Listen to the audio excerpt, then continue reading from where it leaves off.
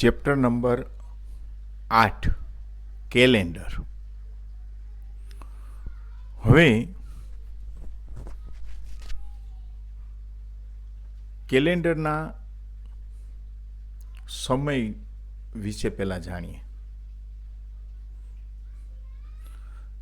જો આપણે વાર છે કે તારીખ છે એ રાતના 12 વાગે બદલે છે. રાતના 12 વાગ્યે બદલે છે. બરોબર. એટલે રાત્રિના 12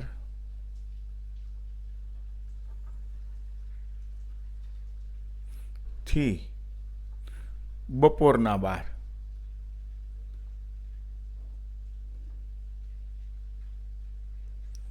એને AM કહેવામાં આવે છે. AM. અને બપોરના 12 થી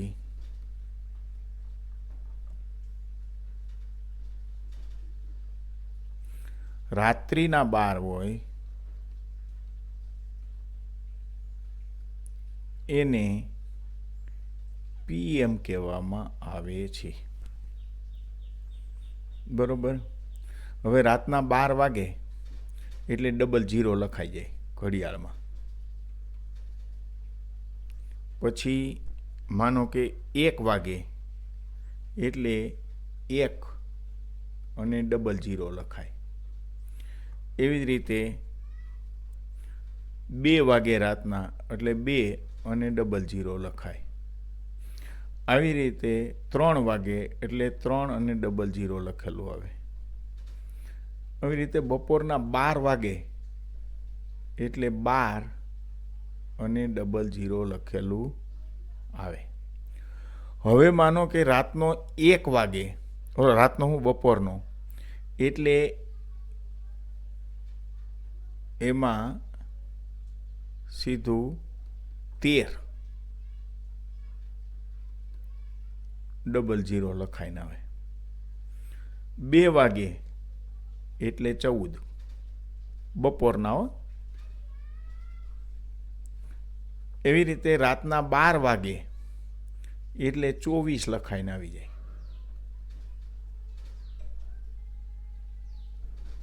ખ્યાલ આવ્યો? એટલે રાતના 12 થી રાત્રિના 12 થી બપોરના 12 સુધી 12 સુધી લખાય. પછી બપોરે 12 પછી 1 વાગે એટલે 13 લખવાના. 2 વાગે એટલે 14 લખાય. 3 વાગે તો 15 લખાય. આ રીતે ઘડિયાળમાં 24 કલાકની ઘડિયાળ હોય એમાં આ રીતે લખાય છે. રાતના 12 થી બપોરના 12 હોય એને AM કહેવાય. અને બપોરના 12 થી રાતના 12 હોય એને PM કહેવાય. મોબાઈલમાં તમારે એલાર્મ મૂકવું હોય કે સવાર 5 વાગે ઉઠવું છે તો તમારે 5 AM લખવું પડે. PM લખો તો કેટલા વાગે એલાર્મ વાગે? બપોરે સાંજના 5 વાગે વાગે. ત્યાર પછી સમય. જો એક દિવસ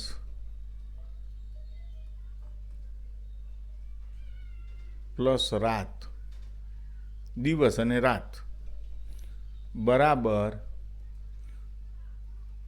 24 કલાક થાય. એક દિવસ રાત એટલે કેટલા થાય? 24 કલાક થાય. એક અઠવાડિયું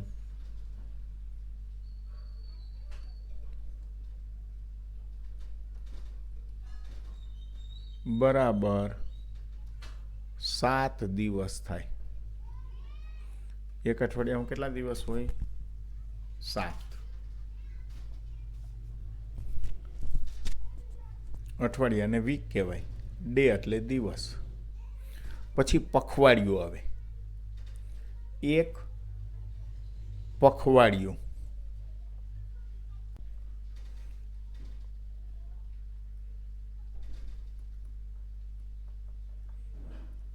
બરાબર 15 દિવસ.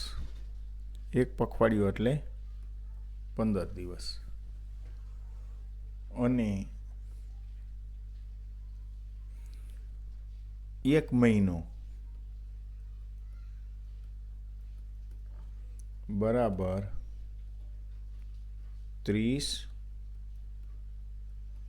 દિવસ, એટલે કે 1 વર્ષ બરાબર 12 મહિના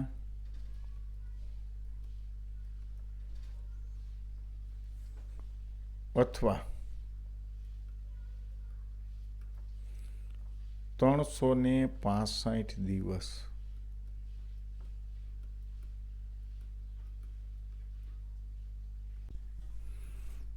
હવે જો સામાન્ય વર્ષ હોય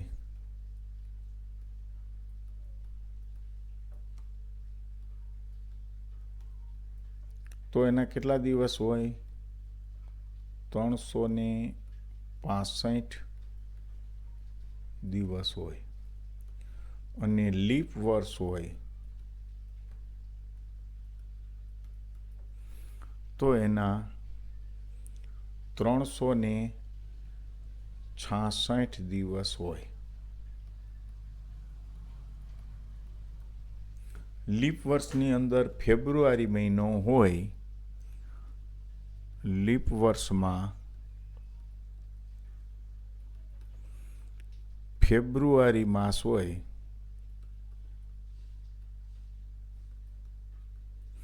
એના 29 દિવસ હોય. બાકી કેટલા હોય? 28. તો ફેબ્રુઆરી મહિનો, જે લીપ વર્ષનો ફેબ્રુઆરી મહિનો હોય એને 29 દિવસ હોય છે. હવે લીપ વર્ષ છે એ કેમ ખબર પડે? તો જે સાલ હાલતી હોય એને 4 વડે ભાગવાની. માનો કે 2012ની સાલ હાલે છે, તો આજે 12 છે એને 4 વડે ભાગો. 4 તેરી 12, શૂન્ય શેષ આવી. તો જે સાલ આપ્યો હોય 2012, 2016, 2020 એને 4 વડે તમે ભાગો તો શૂન્ય શેષ આવે, અથવા 4 વડે નિશેષ ભાગી શકાય. એને લીપ વર્ષ કહેવામાં આવે છે. શું કહેવામાં આવે છે? લીપ વર્ષ કહેવામાં આવે છે. માનો કે તમને એવું કીધું કે 2018, તો 18ને તમે 4 ભાગો તો ચોકે 16, 2 શેષ વધી. તો આ 2018ની સાલ હોય એ લીપ વર્ષ હોય નહીં. એના દિવસો કેટલા હોય? એને સામાન્ય વર્ષ કહેવામાં આવે. તો એના દિવસો કેટલા હોય? 365. જ્યારે આ 2012 છે એ લીપ વર્ષ છે, તો એની ફેબ્રુઆરીના 29 દિવસ હોય અને લીપ વર્ષના ટોટલ આખા વર્ષના દિવસ કેટલા હોય છે? 366 હોય છે. ટૂંકમાં લીપ વર્ષ છે ને એ ફેબ્રુઆરીમાં 29 દિવસ હોય અને દર 4 વર્ષ પછી લીપ વર્ષ આવે છે. હવે ગુજરાતી મહિના અથવા હિન્દુ મહિના, હિન્દુ કેલેન્ડર, એમાં આપણે એક શક સંવંત હાલે છે. શક સંવંત અને બીજું હાલે છે વિક્રમ સંવંત.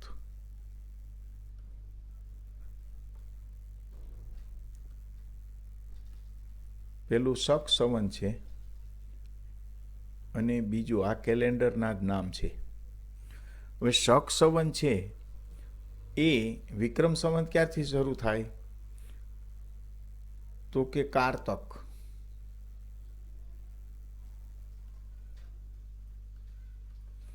માગસર, પોષ, મહા, ફાગણ,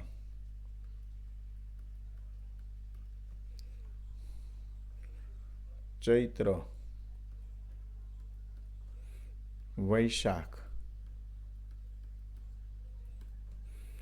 જેઠ, અષાઢ, શ્રાવણ, ભાદરવો અને આસો. આ 12 મહિનાના નામ વિક્રમ સંવંતના છે, જેની શરૂઆત કારતક મહિનાથી થાય છે. શક સંવંત છે એ મહિના આના જ છે, પણ એનો પહેલો મહિનો શક સંવંત છે, એનો પહેલો મહિનો ચૈત્ર મહિનો આવે. એનું શક સંવંતનું વર્ષ ચૈત્ર મહિનાથી બદલે, બરોબર. એટલે એનો પહેલો મહિનો થાય શક સંવંતનો ચૈત્ર, વૈશાખ, જેઠ, અષાઢ, શ્રાવણ, ભાદરવો, આસો, કારતક, માગશર, પોષ, મહા અને ફાગણ. આ શક સંવંતના મહિના છે. આ જે મહિના રહ્યા એ શક સંવંત, અને આ જે મહિના રહ્યા એ વિક્રમ સંવંતના છે. ટૂંકમાં વિક્રમ સંવંતનો પહેલો મહિનો કારતક મહિનો હોય, શક સંવંતનો પહેલો મહિનો છે એ ચૈત્ર મહિનો છે. ત્યાર પછીનું કેલેન્ડર જે આવે છે એ છે અંગ્રેજી કેલેન્ડર, અથવા તો એને ગ્રેગેરિયન કેલેન્ડર પણ કહેવામાં આવે છે.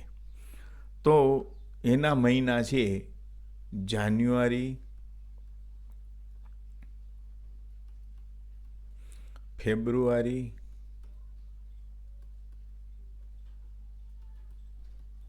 માર્ચ, એપ્રિલ, મે, જૂન, જુલાઈ, ઓગસ્ટ, સપ્ટેમ્બર, ઓક્ટોબર, નવેમ્બર અને ડિસેમ્બર. તો જાન્યુઆરીના 31 દિવસ હોય, ફેબ્રુઆરી છે એના 28 કે 29 હોય, માર્ચના 31, એપ્રિલના 30,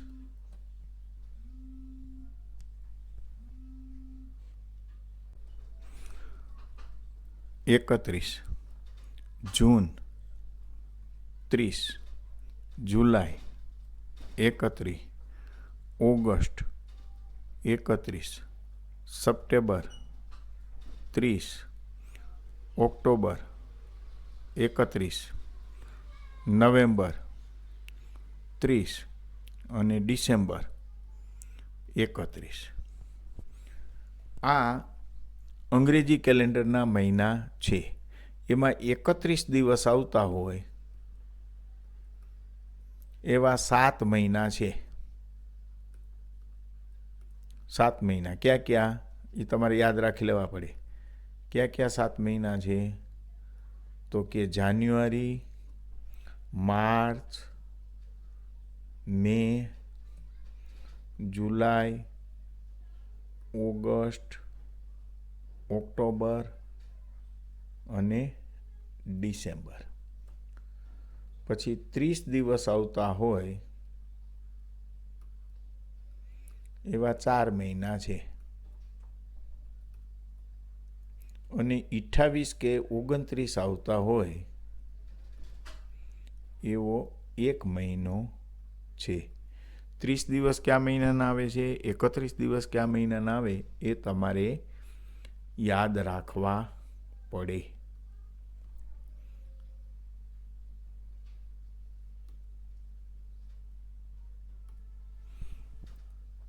ત્યાર પછી વાર, એ તો તમને ખ્યાલ છે, પણ વારની અંદર એ પહેલો વાર કયો આવે છે?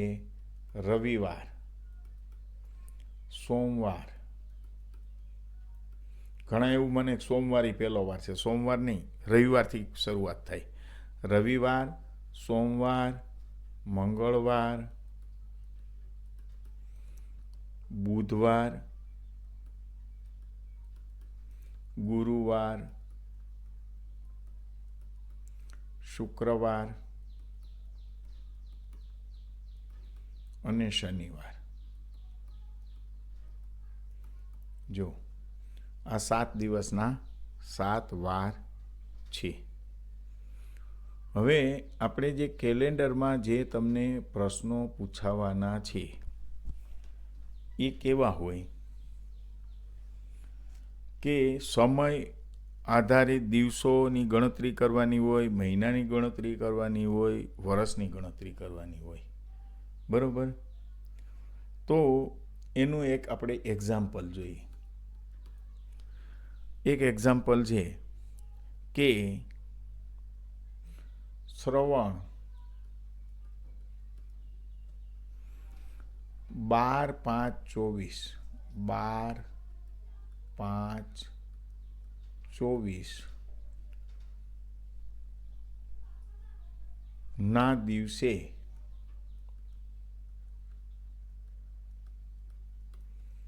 તેના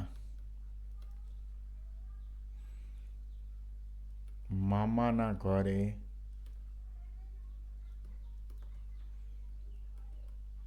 ગયો.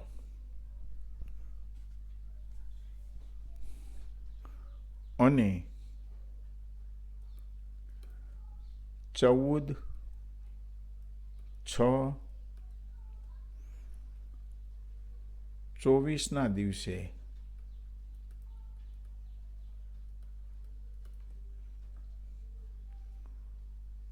પરત આવ્યો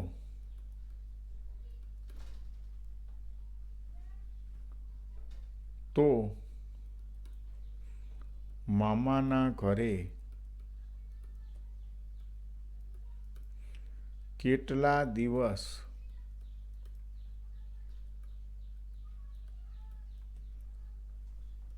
રોકાયો હશે?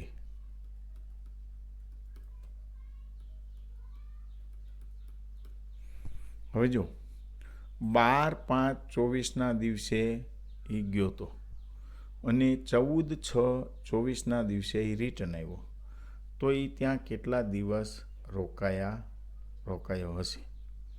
બરોબર? હવે જો 5મો એટલે મે મહિનો, અને 6ઠ્ઠો એટલે જૂન મહિનો. તો પેલા મે મહિના છે એમાં કેટલા દિવસો હોય? તો કે 31. એમાંથી 12 બાદ કરવાના. 12 તારીખે ગયો હતો ને, એટલે 31માંથી આપણે 12 બાદ કર્યા તો કેટલા આવ્યા? 19 દિવસ. બરોબર? આ મે મહિનાના 19 દિવસ થયા. હવે જૂન મહિનો આવ્યો, 6 એટલે જૂન. તો જૂન મહિનાની અંદર કેટલા દિવસ છે? તો કે 14. પણ છેલ્લો દિવસ ગણાય નહીં, એટલે એમાં જૂનમાં શું કરવું પડે? કેટલી તારીખ આપેલી છે? 14. 14 તારીખેથી ત્યાંથી નીકળી ગયો હતો, એટલે 1 દિવસ એમાં ઘટાડી નાખવાનો. તો કેટલા દિવસ થયા? 13 દિવસ. બરોબર? ટોટલ કેટલા થયા? તો 9 ને 3 12 વધી પડી 1, 1 ને 1 2 ને 1 3. એ ત્યાં કેટલા દિવસ રોકાણો હશે? તો કે ત્યાં 32 દિવસ રોકાણો હશે. કેટલા દિવસ? 32 દિવસ. બરોબર. એટલે આવી રીતે ગણતરી કરવાનો એક એક્ઝામ્પલ આપ્યો છે. આગળ આપણે સ્વાધ્યાયમાં વધારાના બીજા દાખલા ગણશું. બરોબર.